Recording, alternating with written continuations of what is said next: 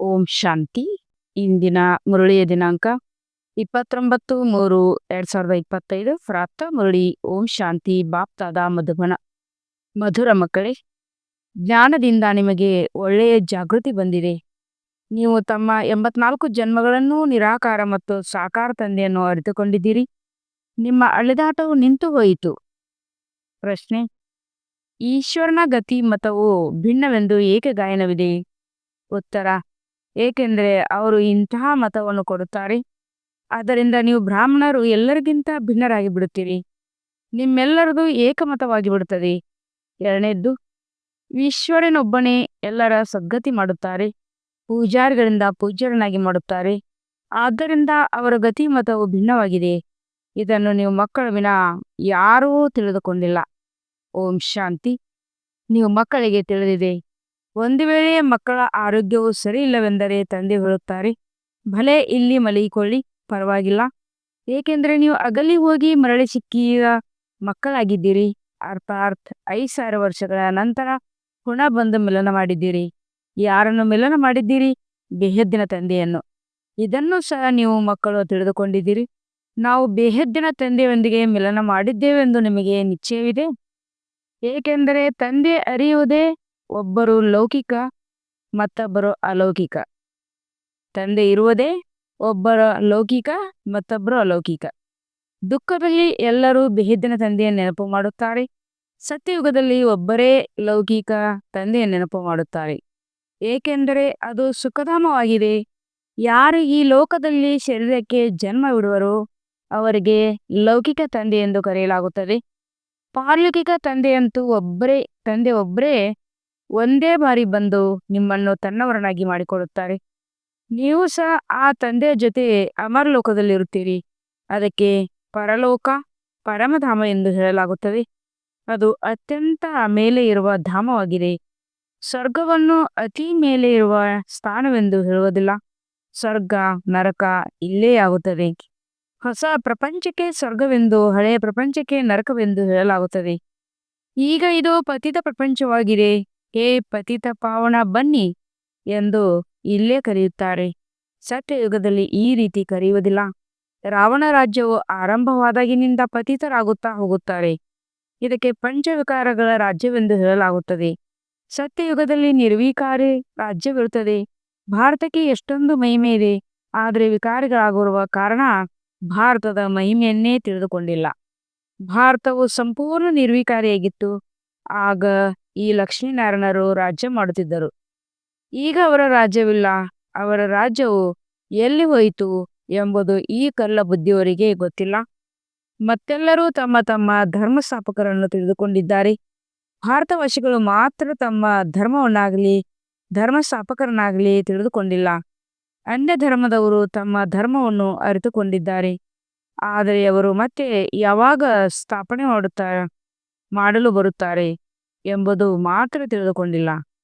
ನಮ್ಮ ಸಿಖ್ ಧರ್ಮವು ಮೊದಲು ಎಲ್ಲಿಲ್ಲವೆಂದು ಸಿಖ್ಖರಿಗೆ ತಿಳಿದಿರಲಿಲ್ಲ. ಗುರುನಾನಕರು ಬಂದು ಸ್ಥಾಪನೆ ಮಾಡಿದರೆಂದರೆ ಅವಶ್ಯವಾಗಿ ಸುಖಧಾಮದಲ್ಲಿ ಇದು ಇರುವುದಿಲ್ಲ. ಇದು ಇರುವುದಿಲ್ಲ. ಆದ್ದರಿಂದಲೇ ನಂತರ ಬಂದು ಗುರುನಾನಕರು ಸ್ಥಾಪನೆ ಮಾಡುತ್ತಾರೆ.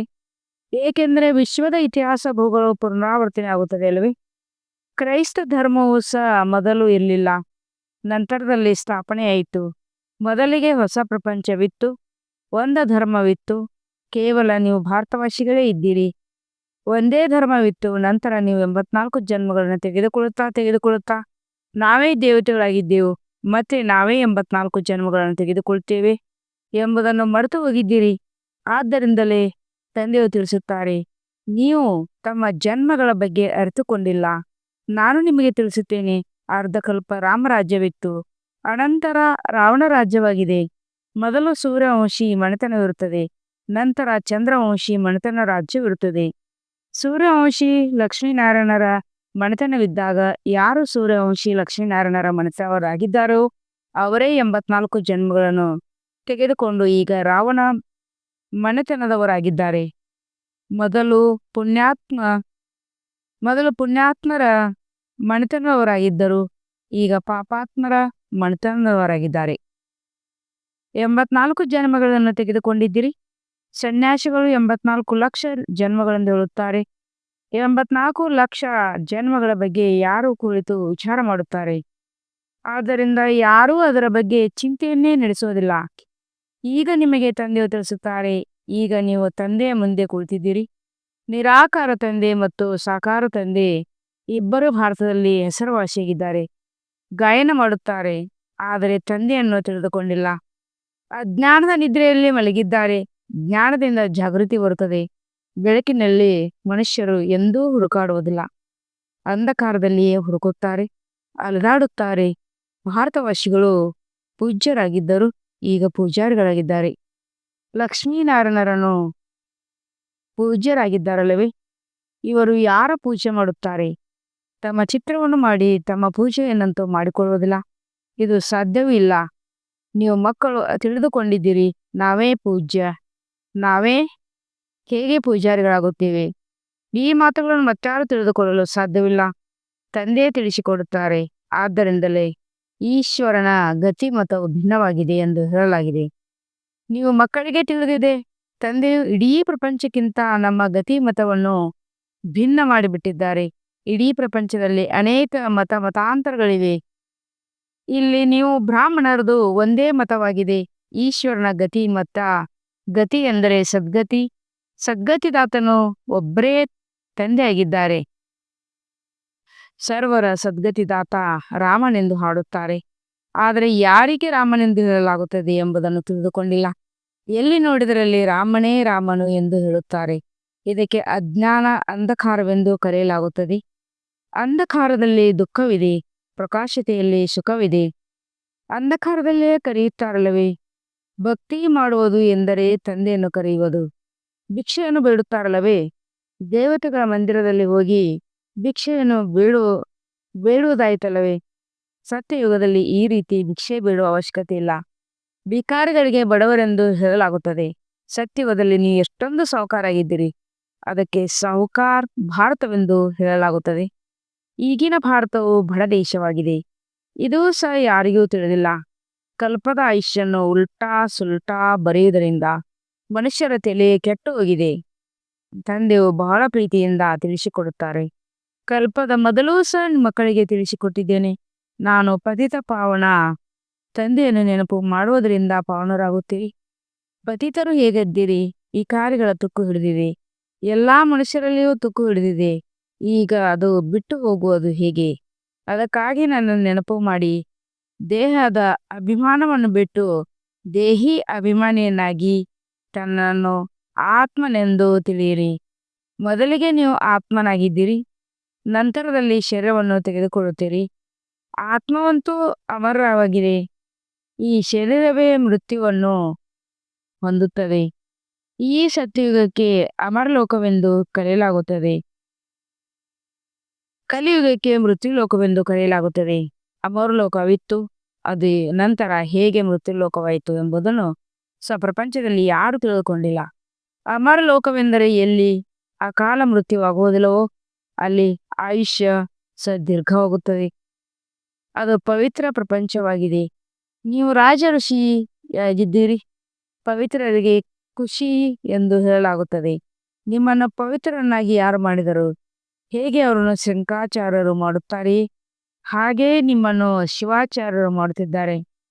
ಇವರು ಏನೂ ಓದಿಲ್ಲ. ಈ ಬ್ರಹ್ಮರವರ ಮೂಲಕ ಶಿವತಂದೆಯು ನಿಮಗೆ ಓದಿಸುತ್ತಿದ್ದಾರೆ. ಶಂಕರಾಚಾರ್ಯರಂತೂ ಗರ್ಭದಿಂದ ಜನ್ಮ ಪಡೆದರು. ಮೇಲಿನಿಂದೇನೋ ಅವತರಿತರಾಗಿಲ್ಲ. ಶಿವತಂದೆಯು ಬರುತ್ತಾರೆ, ಹೋಗುತ್ತಾರೆ, ಮಾಲೀಕರಾಗಿದ್ದಾರೆ. ಯಾವಾಗ ಯಾರಲ್ಲಿ ಬೇಕೋ ಅವರಲ್ಲಿ ಹೋಗಬಲ್ಲರು. ಯಾರ ಕಲ್ಯಾಣವಾದರೂ ಮಾಡುವುದಿದ್ದರೆ ನಾನು ಪ್ರವೇಶ ಮಾಡುತ್ತೇನೆ. ಬರುವುದಂತೂ ಪತಿತ ಶರೀರದಲ್ಲಿ ಅಲ್ಲವೇ? ಬಂದು ಅನೇಕರ ಕಲ್ಯಾಣ ಮಾಡುತ್ತೇನೆ. ತಂದೆಯು ತಿಳಿಸುತ್ತಾರೆ, ಮಾಯೆಯು ಸಹ ಕಡಿಮೆ ಇಲ್ಲ. ಕೆಲವೊಮ್ಮೆ ಧ್ಯಾನದಲ್ಲಿ ಹೋದಾಗ ಮಾಯೆಯು ಪ್ರವೇಶ ಮಾಡಿ ಉಲ್ಟಾ ಸುಲ್ಟಾ ಮಾತನಾಡಿಸುತ್ತದೆ. ಆದ್ದರಿಂದ ಮಕ್ಕಳು ಬಹಳ ಸಂಭಾಲನೆ ಮಾಡಿಕೊಳ್ಬೇಕಾಗಿದೆ. ಕೆಲವರಲ್ಲಿ ಮಾಯೆಯು ಪ್ರವೇಶವಾದಾಗ ನಾನೇ ಶಿವನಾಗಿದ್ದೇನೆ, ನಾನೇ ಇಂಥವನಾಗಿದ್ದೇನೆಂದು ಹೇಳಿಕೊಳ್ಳುತ್ತಾರೆ. ಮಾಯೆಯು ದೊಡ್ಡ ಸೈತಾನವಾಗಿದೆ. ಇದರಲ್ಲಿ ಯಾರ ಪ್ರವೇಶತೆಯಾಗಿದೆ ಎಂದು ಬುದ್ಧಿವಂತ ಮಕ್ಕಳು ಚೆನ್ನಾಗಿ ಅರ್ಥ ಮಾಡಿಕೊಳ್ಳುತ್ತಾರೆ. ಶಿವ ತಂದೆಗೆ ಈ ರಥವೇ ನಿಗದಿಯಾಗಿದೆಯಲ್ಲವೇ? ಅಂದ ಮೇಲೆ ನಾವು ಅನ್ಯರದನ್ನು ಕೇಳುವುದಾದರೂ ಏಕೆ? ಒಂದು ವೇಳೆ ಕೇಳುತ್ತೀರೆಂದರೂ ಸಹ ಮತ್ತೆ ತಂದೆಯೊಂದಿಗೆ ಈ ಮಾತು ಸರಿಯೇ ಅಥವಾ ತಪ್ಪೇ ಎಂಬುದನ್ನು ಕೇಳಿ ತಂದೆಯು ತಕ್ಷಣ ತಿಳಿಸಿಬಿಡುತ್ತಾರೆ. ಬ್ರಾಹ್ಮಣಿಯರಿಂದಲೂ ಸಹ ಅರಿತುಕೊಳ್ಳಲು ಆಗುವುದಿಲ್ಲ. ಕೆಲವರಲ್ಲಿ ಮಾಯವು ಈ ರೀತಿ ಪ್ರವೇಶವಾಗುತ್ತದೆ.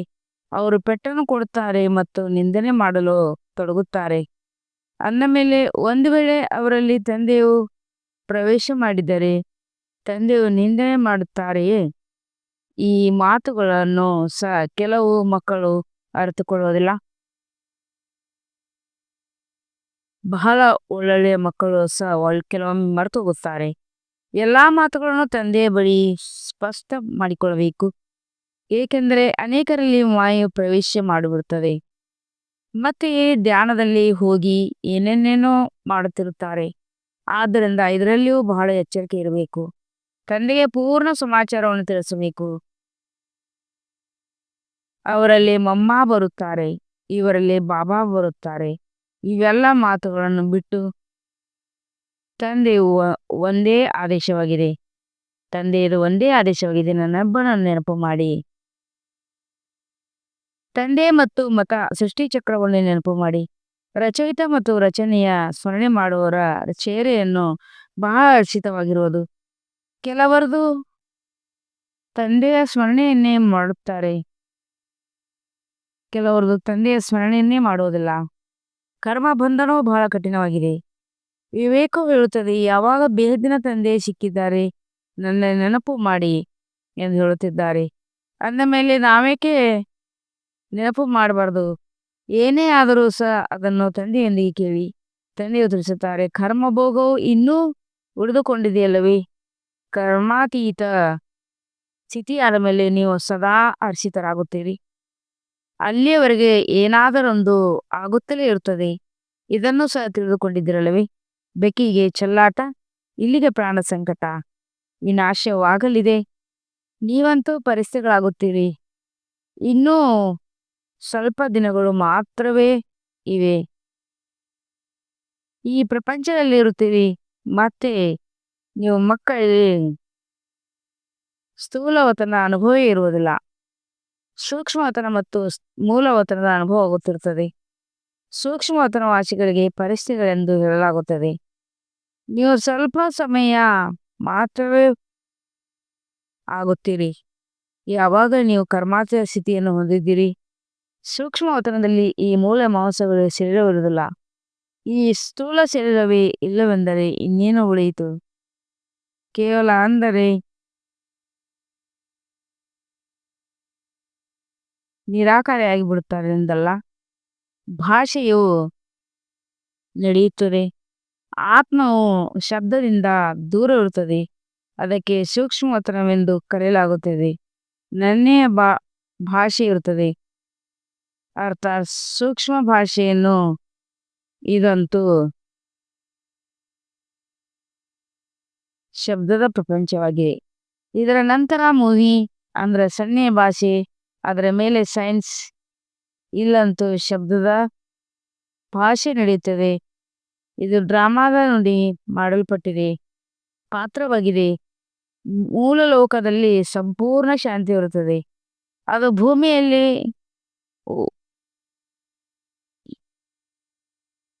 ಭೂಮಿಯಲ್ಲಿ ಟಾಕಿ ಇರುತ್ತದೆ. ಈ ಮೂರು ಲೋಕಗಳನ್ನು ನೆನಪು ಮಾಡುವವರು ಕೆಲವರೇ ವಿರಳ ಇರುತ್ತಾರೆ. ತಂದೆ ತಿಳಿಸುತ್ತಾರೆ, ಮಕ್ಕಳೇ, ಶಿಕ್ಷೆಗಳಿಂದ ಮುಕ್ತರಾಗಲು ಕೊನೆ ಪಕ್ಷ 8 ಗಂಟೆಗಳ ಕಾಲ ಕರ್ಮಯೋಗಿಯಾಗಿ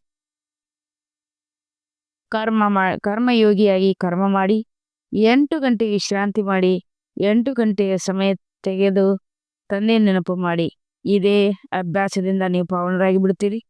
ನಿದ್ರೆ ಮಾಡುತ್ತೀರೆಂದರೆ ಅದೇನು ತಂದೆಯ ನೆನಪಾಗಲಿಲ್ಲ, ಅಥವಾ ನಾನಂತೂ ತಂದೆಯ ಮಕ್ಕಳಾಗಿದ್ದೇವೆ, ತಂದೆಯ ಮೇಲೆ ನೆನಪು ಮಾಡುವುದು ಅವಶ್ಯಕತೆ ಇದೆ ಎಂದು ತಿಳಿಯಬಾರದು.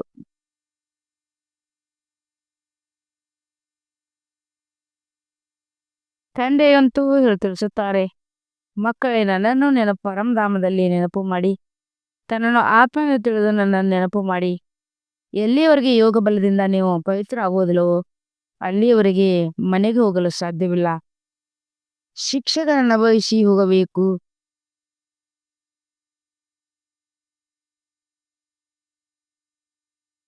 ಸೂಕ್ಷ್ಮ ವತನ ಮೂಲ ವತನದಲ್ಲಿ ಹೋಗುತ್ತೀರಿ, ನಂತರ ಸ್ವರ್ಗದಲ್ಲಿ ಬರುತ್ತೀರಿ. ತಂದೆಯು ತಿಳಿಸಿದ್ದಾರೆ. ಮುಂದೆ ಹೋದಂತೆ ಪತ್ರಿಕೆಗಳಲ್ಲಿಯೂ ಬರುವುದು. ಇನ್ನೂ ಸಮಯವಿದೆ. ಇಷ್ಟು ದೊಡ್ಡ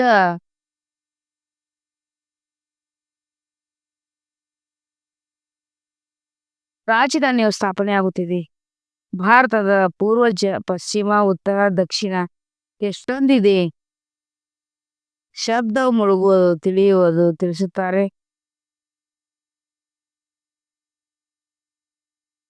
ಶಬ್ದವು ಮುಳುಗುವುದು ತಂದೆಯೇ ತಿಳಿಸುತ್ತಾರೆ. ನನ್ನನ್ನೇ ನೆನಪು ಮಾಡುವುದರಿಂದ ನಿಮ್ಮ ಪಾಪಗಳು ತುಂಡಾಗುತ್ತವೆ.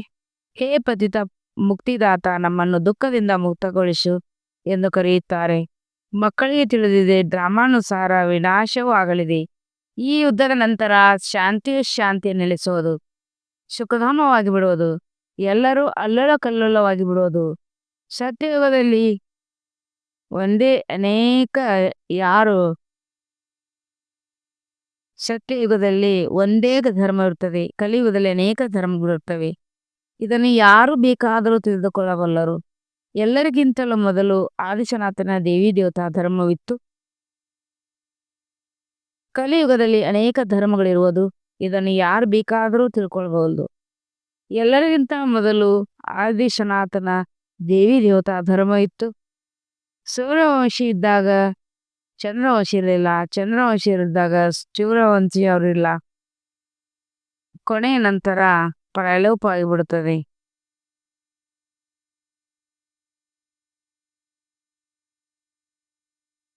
ಆಗ ಅನ್ಯ ಧರ್ಮದವರು ಬರುತ್ತಾರೆ. ಅವರ ಸಂಸ್ಥೆಯ ವೃದ್ಧಿಯನ್ನು ಹೊಂದಿದವರಿಗೆ ಅವರ ಬಗ್ಗೆಯೂ ಸಹ ಯಾರಿಗೆ ತಿಳಿದಿರಲಿಲ್ಲ. ಈಗ ನೀವು ಮಕ್ಕಳು ಸೃಷ್ಟಿಯ ಆದಿ ಮಧ್ಯ ಅಂತ್ಯವನ್ನು ಅರ್ಥ ಮಾಡಿಕೊಂಡಿದ್ದೀರಿ. ಏನೆಯ ಚಿತ್ರದಲ್ಲಿ ಕೇವಲ ಭಾರತವಾಸಿಗಳನ್ನೇ ಏಕೆ ತೋರಿಸಿದ್ದೀರಿ ಎಂದು ನಿಮ್ಮೊಂದಿಗೆ ಪ್ರಶಂಸಿಸುತ್ತಾರೆ. ಆಗ ತಿಳಿಸಿ, ಇದು ಭಾರತದ ಮೇಲಿನ ಆಟವಾಗಿದೆ. ಅರ್ಧಕಲ್ಪ ಅವರ ಪಾತ್ರವಿರುತ್ತದೆ. ನಂತರ ದ್ವಾಪಾರ ಕಲಿಯುಗದಲ್ಲಿ ಅನ್ಯ ಎಲ್ಲಾ ಧರ್ಮದವರು ಬರುತ್ತಾರೆ. ಗೋಲದ ಚಿತ್ರದಲ್ಲಿ ಇದರ ಸಂಪೂರ್ಣ ಜ್ಞಾನವಿದೆ. ಗೋಲವು ಬಹಳ ಸುಂದರವಾದ ಚಿತ್ರವಾಗಿದೆ. ಸತ್ಯ ತ್ರೇತಾಯುಗದಲ್ಲಿ ಶಿಷ್ಟಾಚಾರಿ ಪ್ರಪಂಚವಾಗಿರುತ್ತದೆ. ದ್ವಾಪಾರ ಕಲಿಯುಗವು ಭ್ರಷ್ಟಾಚಾರಿ ಪ್ರಪಂಚವಾಗಿದೆ.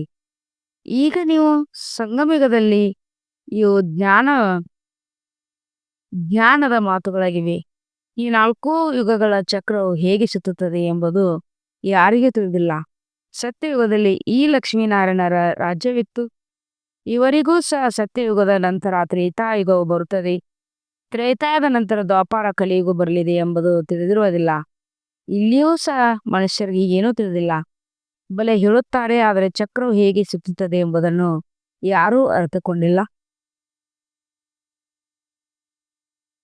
ಆದ್ದರಿಂದಲೇ ತಂದೆಯು ತಿಳಿಸಿದ್ದಾರೆ, ಗೀತೆಯ ಮೇಲೆ ಒತ್ತು ಕೊಟ್ಟು ಹೇಳಿ. ಸತ್ಯವಾದ ಗೀತೆಯನ್ನು ಕೇಳುವುದರಿಂದ ಸ್ವರ್ಗವಾಸಿಗಳಾಗುತ್ತಾರೆ. ಇಲ್ಲಿ ಸ್ವಯಂ ಶಿವತಂದೆ ತಿಳಿಸುತ್ತಾರೆ, ಅಲ್ಲಿ ಮನುಷ್ಯರು ಓದುತ್ತಾರೆ. ಗೀತೆಯನ್ನು ಸಹ ಎಲ್ಲರಿಗಿಂತ ಮೊದಲು ನೀವೇ ಓದುತ್ತೀರಿ. ಭಕ್ತಿಯಲ್ಲಿಯೂ ಮೊದಲಿಗೆ ನೀವೇ ಹೋಗುತ್ತಿರಲವೇ? ಶಿವನ ಪೂಜಾರಿಗಳು ಮೊದಲಿಗೆ ನೀವೇ ಆಗುತ್ತೀರಿ. ನೀವೇ ಮೊದಲು ಅವ್ಯಭಿಚಾರಿ ಒಬ್ಬ ಶಿವತಂದೆಯ ಪೂಜೆ ಮಾಡುತ್ತೀರಿ. ಸೋಮನಾಥ ಮಂದಿರವನ್ನು ಕಟ್ಟಿಸಲು ಮತ್ತಾರಿಗೆ ಶಕ್ತಿ ಇದೆ. ಬೋರ್ಡ್ ಮೇಲೆ ಅನೇಕ ಪ್ರಕಾರದ ಮಾತುಗಳನ್ನು ಬರೆಯಬಹುದು. ಇದನ್ನು ಬರೆಯಿರಿ. ಭಾರತವಾಸಿಗಳು ಸತ್ಯಗೀತೆಯನ್ನು ಕೇಳುವುದರಿಂದ ಸತ್ಯಖಂಡದ ಮಾಲೀಕರಾಗುತ್ತಾರೆ. ಈಗ ನೀವು ಮಕ್ಕಳು ತಿಳಿದುಕೊಂಡಿದ್ದೀರಿ, ನಾವು ಸತ್ಯಗೀತೆಯನ್ನು ಕೇಳಿ ಸ್ವರ್ಗವಾಸಿಗಳಾಗುತ್ತಿದ್ದೇವೆ. ನೀವು ಮಕ್ಕಳು ತಿಳಿಸುವ ಸಮಯದಲ್ಲಿ ಹೌದು ಹೌದು ಇದು ಸರಿಯಾಗಿದೆ ಎಂದು ಹೇಳುತ್ತಾರೆ. ಹೊರಗೆ ಹೋದ ನಂತರ ಸಮಾಪ್ತಿಯಾಗುತ್ತದೆ. ಅಲ್ಲಿಯದು ಅಲ್ಲೇ ಉಳಿಯಿತು, ಅಲ್ಲಿದು ಅಲ್ಲೇ ಉಳಿಯಿತು. ಒಳ್ಳೆಯದು. ಮಧುರಾತಿ ಮಧುರ ಅಗಲಿ ಹೋಗಿ ಮರಳಿ ಸಿಕ್ಕಿರುವ ಮಕ್ಕಳ ಪ್ರತಿ ಮಾಪೀತ ಬಾಪ್ತದರ ನೆನಪು ಪ್ರೀತಿ ಹಾಗೂ ಆತ್ಮೀಯ ಮಕ್ಕಳಿಗೆ ಆತ್ಮೀಯ ತಂದೆಯ ನಮಸ್ತೆ.